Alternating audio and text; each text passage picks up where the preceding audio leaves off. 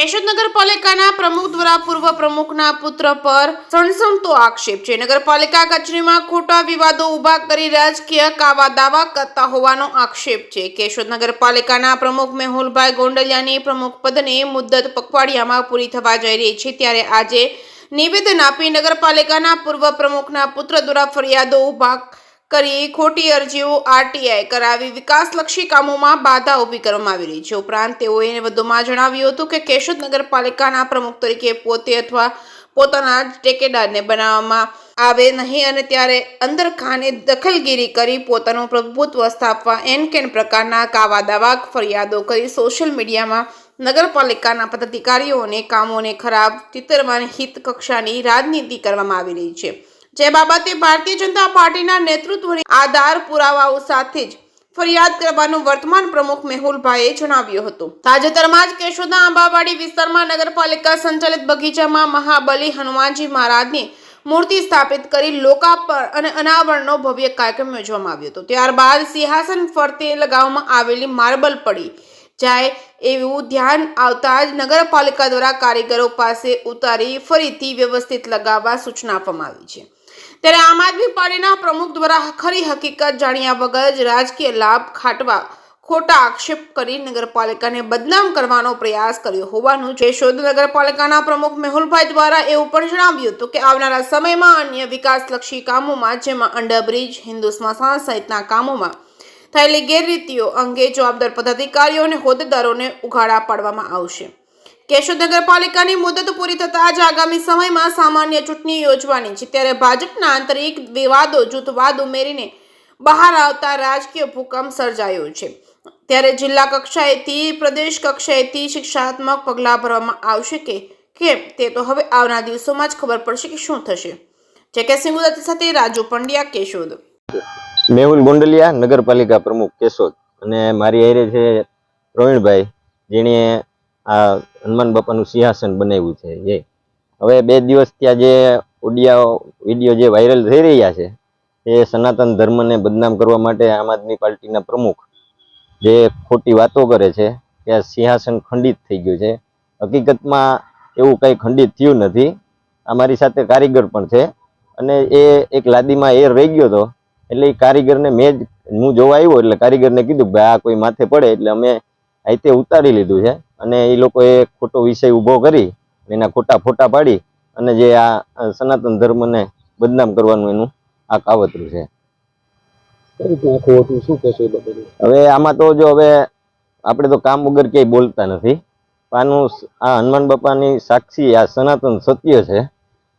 કેશોદની 1 લાખ વસ્તીનો એક પૂર્વ નગરપાલિકાના પ્રમુખનો છોકરો જે જયચંદ જ કહેવાય, જેણે રાજકારણની એવી છેલ્લી કક્ષા ઉપર લઈ આવ્યા કે આજની આ કેશોદના રાજકારણ વચ્ચે હનુમાન બાપાને પણ લઈ આવ્યા છે।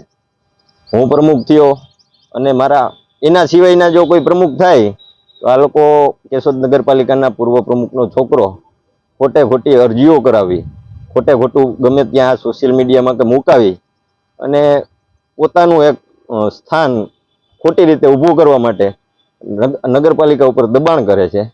અને આ ભાઈ જે આમ આદમી પાર્ટીનો પ્રમુખ છે એની હારે આ પૂર્વ નગરપાલિકાનો પ્રમુખનો છોકરો કાયદેસરની રીતે સંડોવાઈ ગયેલો છે। એની દુકાને બે કલાક મિટિંગ થાય છે, એની વાડીએ પણ આ ભાઈ અહીંયા જાય છે, ત્યાં પણ અનેકવાર મિટિંગ થાય છે અને ખોટી રીતે પાર્ટીમાં જ રહીને પાર્ટીને નુકસાની કરવાની આ વાત છે।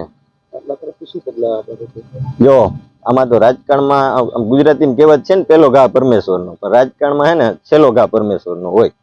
એટલે આપણી પાસે બધાય પ્રૂફ છે, એના ફોટા, કોલ ડિટેલ સહિતના તમામ પ્રૂફ છે, પણ એનો સમય આવશે એ મારે જેને બતાવવાનું છે એને તમામ આ બધું જાહેર કરવામાં આવશે।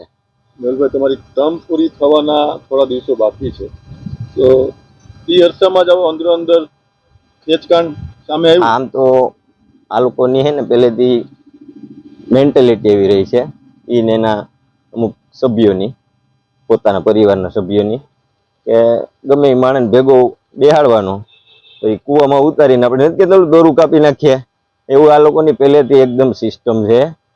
અને આવનારા સમયમાં આમાં રાજકારણમાં સ્ટ્રોંગ રાજકારણ કરવું હોય ને તો તેરા તુજકો અર્પણ એ કરવું પડે. એટલે એ પૂર્વ પ્રમુખના છોકરાને હું અહીં મીડિયાના મારફતથી જાહેર ચેતવણી રૂપે કહું છું કે જે મારા કાર્યકાળમાં જે મને બદનામ કરવાનું, ખોટી અરજીઓ કરવાની, એણે એક ગણું કર્યું છે. હોલ માર્ચે મારી મુદત પૂરી થાય છે, એ પછી ઇલેક્શન આવવાનું છે. ઇલેક્શન પછી આપણે હાવ ફ્રી જ છીએ, એટલે એની જે મારી ઉપર કાવા દાવા કર્યા છે એનું 100 ગણું એને ભોગવવાની તૈયારી રાખે. તો આવનારા સમયમાં એવું જોવા મળે કે મેહુલભાઈ ઇલેક્શન પછી મીડિયા સમક્ષ અમુક પ્રૂફ રજૂ કરશે. ઇલેક્શન પછી નહીં, આને આપણે ટોટલ આના વિશે એનું બધું પ્રૂફ આપણી પાસે છે. પોતે દૂધના ધોયેલા હોય અને બીજા પોતે હોનું ને બીજા કથિર, એવી એની વાતો હોય છે.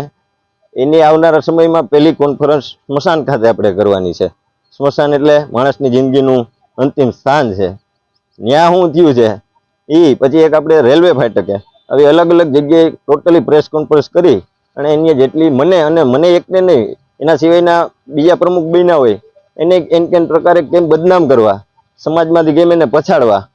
અને મારી એક તો એના ભેગા જેટલા બેહે છે, ઉઠે છે સામાજિક રાજકીય માણસો, એને મારી નમ્ર વિનંતી છે, તમે બધાએ સવારે તમારી કુળદેવીની સામે દીવો કરી એકવાર તમારા અંતરાત્માને પૂછજો. આ લોકોનો કાયમીનો ધંધો આ જ છે. પોતાની રાજકારણ પૂરું થાય, ટૂંકમાં નબળું પડતું હોય તો ભેગા બીજાને 10ને લઈ જવા અને બીજા બધાને ખોટી રીતે ચીતરવા, એ જ આનો ટૂંકમાં કાયમી ધંધો જ છે.